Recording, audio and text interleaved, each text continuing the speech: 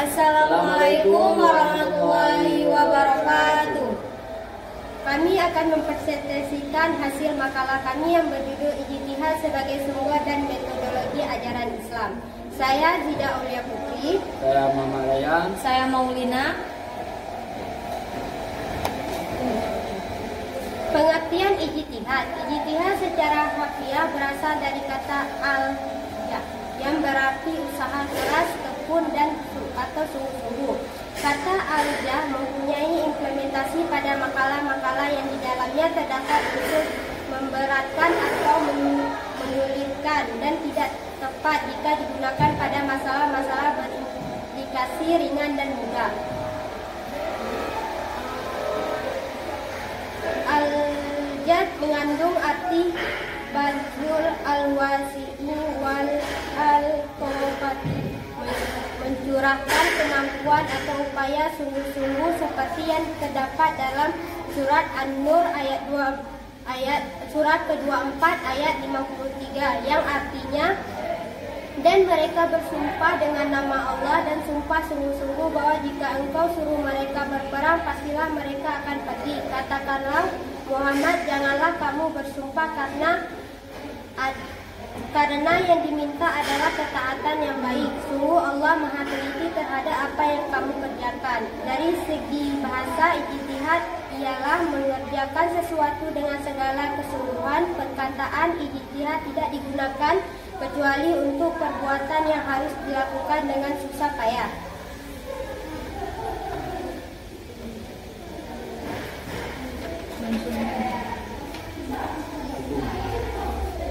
Hukum ijtihad. Hukum melakukan ijtihad bagi orang yang telah memenuhi syarat dan kriteria ijtihad.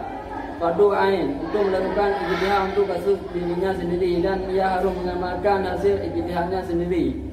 Fardu ain untuk menjawab permasalahan yang belum ada hukumnya dan bila tidak dijawab dikhawatirkan akan terjadi kesalahan dalam melaksanakan hukum tersebut dan habis waktunya dalam mengetahui terjadi tersebut.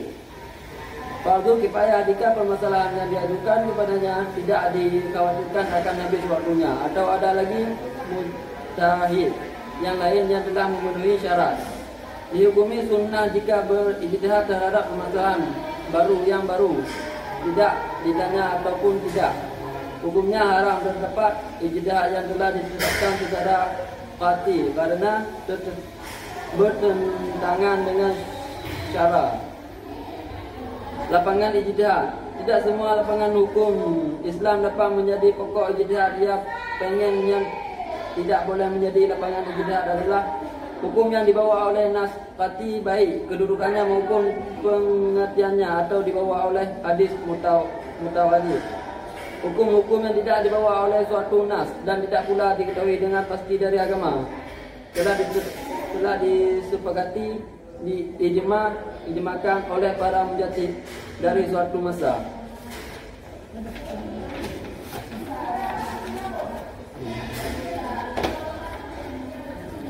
Kedudukan dan fungsi ijtihad.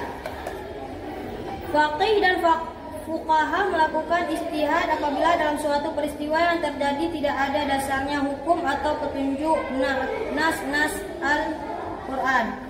Manusia secara kodrati terdiri atas jasmani dan rohani. Rohani berfungsi untuk memahami apa yang dilihat oleh manusia, apa yang dialami oleh pikiran, yang sekaligus berfungsi untuk memahami segala sesuatu yang ada di dalam jagat raya ini. Metodologi ijtihad. Ijma merupakan kesepakatan seluruh mujtahid di suatu masa setelah Rasulullah SAW wafat dan berkaitan dengan hukum syara yang tidak terdapat dalam Al-Quran dan hadis. Qiyas merupakan hukum tentang suatu peristiwa yang telah diterapkan dengan cara membandingkannya dengan hukum peristiwa yang sudah ditetapkan oleh nas.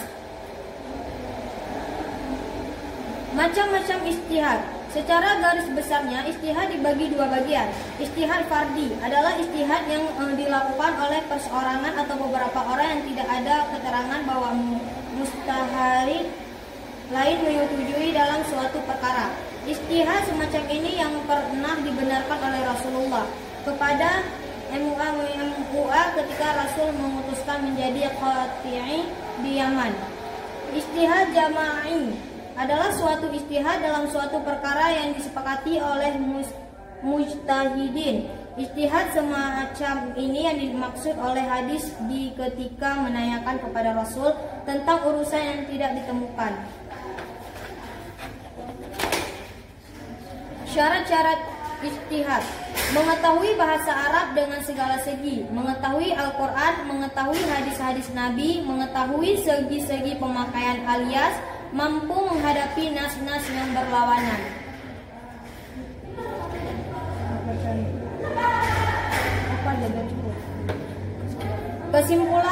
Kesimpulannya, Islam mengajarkan kebenaran dan tata nilai yang bersifat abadi dan universal, yang harus mempercayai dan diamalkan oleh setiap muslim, di mana dia berada dan kapan dia hidup. Setelah wafatnya Nabi Muhammad SAW dan daerah Islam bertambah luas serta persoalan sosial keagamaan semakin kompleks, maka penggalian hukum merupakan sebuah kebutuhan.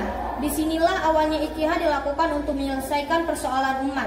Ijtihad adalah penggerakan segenap kemampuan untuk menggali hukum dari sumber hukum. Dalam pelaksanaan ijtihad, faktor-faktor yang harus diperhatikan adalah perubahan sosial, budaya, kemajuan, dan ilmu pengetahuan dan teknologi. Dan lebih dari itu, harus sesuai dengan tuntutan zaman dan melibatkan beberapa disiplin ilmu sosial ekonomi agar membaca sebuah masalah lebih komprehensif. Saran: setelah mempelajari tentang materi ijtihad sebagai sumber dan metodologi ajaran Islam ini, ada baiknya mahasiswa lebih mendalam lagi pengetahuan dalam ilmu agama Islam. Dengan begitu, jika suatu saat di dalam lingkungan masyarakat menemukan permasalahan yang perlu diijtihadkan atau setidaknya ditemukan jalan keluarnya, yang perlu dipikirkan secara matang tentang kebenarannya, akan lebih mudah menganalisisnya karena sudah ada bekal yang banyak dalam ilmu agama. Sekian dari presentasi kami, lebih dan kurang kami mohon maaf. Assalamualaikum warahmatullahi wabarakatuh.